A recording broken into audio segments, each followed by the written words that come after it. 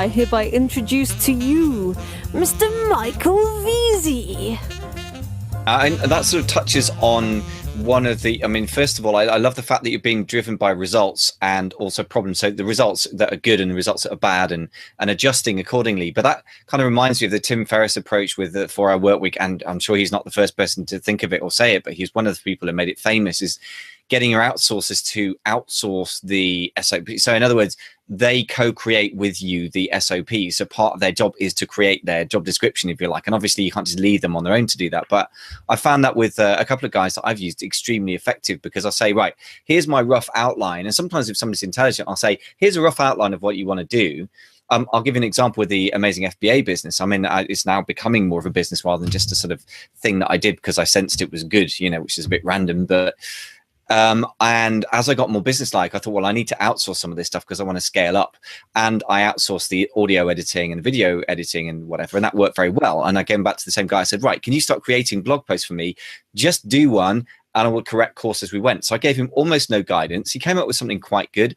Then I said, okay, here's an example of what I would have done with this. Let's compare it with that. And then that gives you an example, a template to work on. Here's a few guidelines. And we developed as we went. And actually, that was way quicker than me nailing it down in stone. And then eventually I did put down a pretty standardized procedure, but that means if he disappears and I have to find somebody else, then at least it's a standardized way of doing it now. But it kind of was co-created with him. Yeah, I used to say I do the same thing. I have an awesome A team. I have a 20-person internal team, and it's a lot of business owners make the mistake because they'll look at their team members that they're like talking down to them. They're like, you do this, you follow this instruction, like here's the task, do it, send it back to me. Whereas in my 20-person team, we're all on the same side here. We're all working to build something great. When you come up with an idea, I want to hear it. When we're building a new process, let's work together on it. You do something, I'll contribute something. Let's really work on finalizing it. And they're responsible for their own team. Like you said, they're creating those SOPs when the time comes. So I'll review it, I'll contribute to it, but they're responsible for it. And it protects you as a business owner. If they walk out the door, yes, it's still a hassle. People quitting is always a hassle, but at least those SOPs are there and I have a base to go on rather than just having them walk out the door with all the information in their head. Absolutely. I mean, I think that so many businesses, sometimes quite established businesses, are incredibly vulnerable to, as you say, somebody walking out the door with all the business in their head. And there's that balance to be struck, isn't there, between being really anal and getting everything down on paper, which I think personally, I don't want to hire somebody if I have to spell everything out to them to that extent. They're going to drive me nuts anyway. But different people vary with that. But also, yeah, the opposite extreme, where somebody just walks out of the door because you've relied on them so much. And again, the E-Myth talks about this. There's a story of somebody who's running a cake business and a grandmother comes and helps her or something like that. I can't remember the detail. And it's amazing. And then one day that person just quits because they just can't do it. No, it's not a grandmother, it's some assistant, but they are fantastic. The whole business is great. They come to rely on them. They take their eye off the ball and then they quit. So suddenly it's a very common mistake. A lot of business owners make it, or they'll hire one person and teach them to do everything instead of dividing and conquering into different aspects of their business. Yeah. And besides which, if you make somebody the Uber assistant of everything, they're going to be the jack of all trades, which is useful when you start, but they're going to be the master of none, which is not a good place to be when you're expanding, really, is it, I guess? Exactly. It's much better to specialize. I mean, my 20-person team is between the bookkeeping and the marketing and the graphic design, and everyone has their role and they work together. And if someone quits, you replace one person in that team, but you're not spending 6 months training someone from scratch to do everything. Absolutely. So divide and conquer. I think, so would you say that's a practical thing for people to do from fairly early on? Would you say, what's this kind of first hire? Would you just hire a general assistant and get them up to full time before you then gradually start splitting out tasks? Or would you sort of split things up by specialism from the beginning? Depends on the business, depends on where you are, depends on how fast you're growing. I tend to hire a bunch of part-time people and increase their hours and make them prove to me that they can handle it. I very rarely just hire someone full-time and be like, all right, you're good to go. I need to see a little bit there, but there's also some risk there because if you hire someone part-time, and this has happened, and they're really good, and by the time you want to hire them full-time, they might have another part-time job. So it really depends on what the job is. I know bookkeeping for me was incredibly important because although I know accounting, it's not something that I actually want to do on a day-to-day basis. So when I hired someone and he had that potential to be really good, I took that risk and I was like, all right, you're starting full time, which is something that I don't always do. And it ended up working really well. And he's one of the best workers I've worked with for 2 years. He builds what he doesn't just do, which is incredible. And if I'd only hired him part time, I might have missed out on that. But I also have other assistants that are monitoring my email or doing tasks that maybe it doesn't take me that long to train them on. And I kind of start them slow and slowly grow up. Makes a lot of sense. And I have to say that bookkeeping, I'm nodding like crazy here because I'm a member of a mastermind with sort of Amazon peers that are selling on Amazon and have been doing for quite a while. And some of them are doing really well, some, doing quite well, and they're all quite ambitious.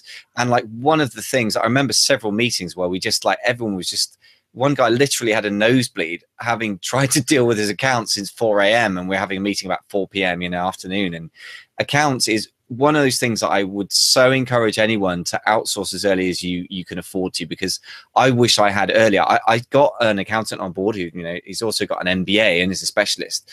And she advised me how to set stuff up, which was great. And I'm glad I did that. But then, because I would have set up a bunch of horrible things, that would have been a nightmare. But unfortunately, then I was the person in charge of doing my bookkeeping, and I'd outsource it to an idiot, i.e. me. I just could not get that to work. And other people just find that side pretty straightforward because it's not that hard in theory. And a lot of entrepreneurs are great at creating things, but they're just not good at meticulously following systems. So I'm the same way. That's so me. So I'm like, really, I can be meticulous about certain things. Like if I'm writing a sales letter, I'll take great care of the language. But for some reason with bookkeeping, I mean, yes, I would encourage anyone out there, if you're bleeding, with bookkeeping, for God's sake, outsource it, because there's a ton of competent people. You've got to find the right people. But yeah, get it done, because you will have hours of your life back. I'm so happy now I've outsourced that. There are people that love bookkeeping, that love QuickBooks, and it's definitely not me. So find those people. We have a great selection at FreeUp. We do it for a lot of clients. I wish that I spent years with my business partner, Connor, reading through credit card statements that were this thick. I would sit in a chair, read it off to him. He would enter it in the computer for hours. I must have spent hundreds of hours doing that. And I wish that someone came up to me and would be like, hey, I knew this really good bookkeeper. He will just do it all for you. And that would just help me advance my business beyond what I could imagine. I could not agree more. I mean, amen to that, as they say. I also wish that I'd done that. So now let's get to another issue then, which a lot of people think about with outsourcing. So that when it comes to money, particularly outsourcing bookkeeping and stuff, there's obviously a trust issue, which obviously is something important. We can't just, everyone has this nightmare of I outsource my bookkeeping to the Philippines or somewhere that, feels very alien as a culture, or is a long physical way away. And then suddenly, I look at my bank statement and somebody's bought a Porsche in Shanghai or something. I mean, I guess this is the nightmare scenario that we have. How do you respond to that? I mean, are there certain things you shouldn't outsource overseas at all? Or would you say there are other nuances?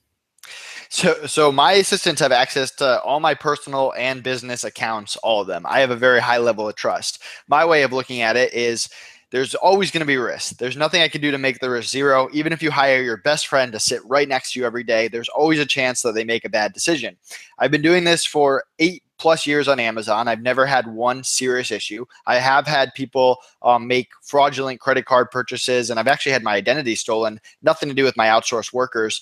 But I've gotten all the money back. I fixed it. Most of the credit cards nowadays protect you and stuff like that.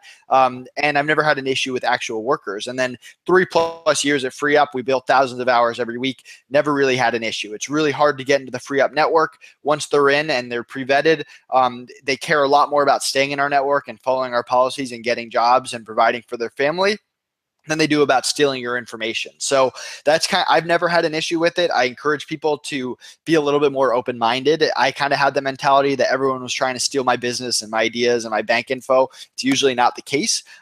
You should be smart. You should slowly give people access, make them earn trust, do your background check if you're not hiring from FreeUp and stuff like that. But at the same time, 99% of the time, people are more interested in working for you and helping you than they are hurting you.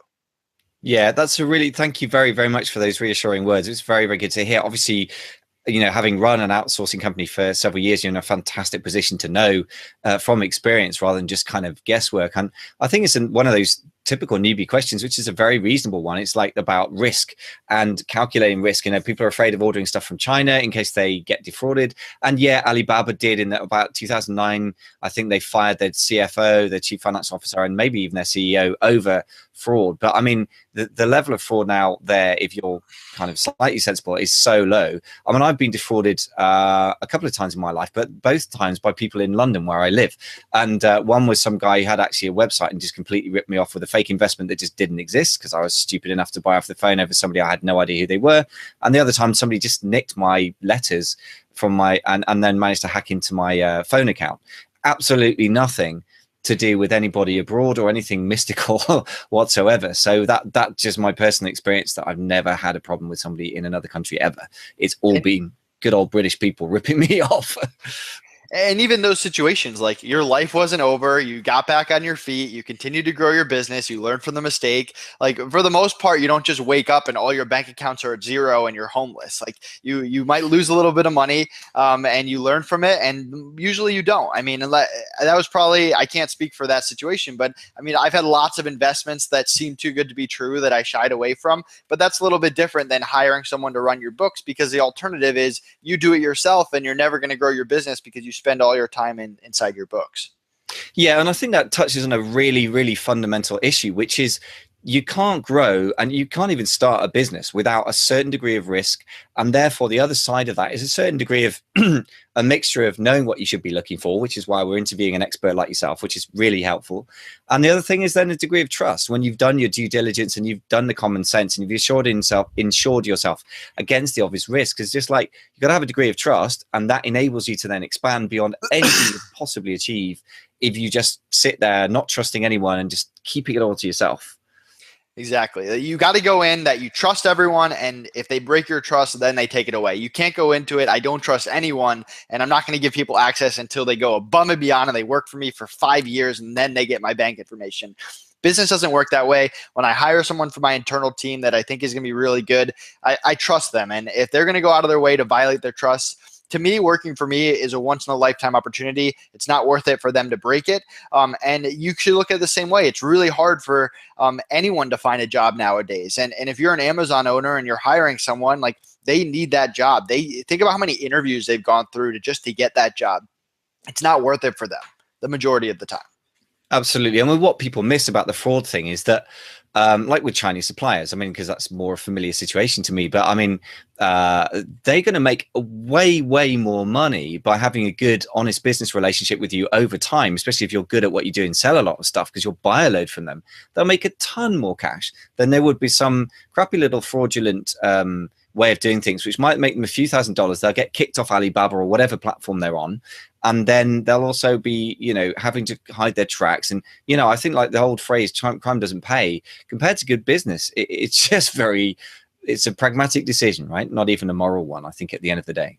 Agreed. And I mean, the bigger your company gets, the more people are going to try to scam you. I've had people sign up as like fake clients on FreeUp and stuff like that, and we catch them, and usually we don't lose money. Here and there we will, and we learn from it and we make it better. And that's really all you do as a business owner. You're going to get a lot of opportunities that are too good to be true. It's your job to minimize risk to the best of your ability. Absolutely.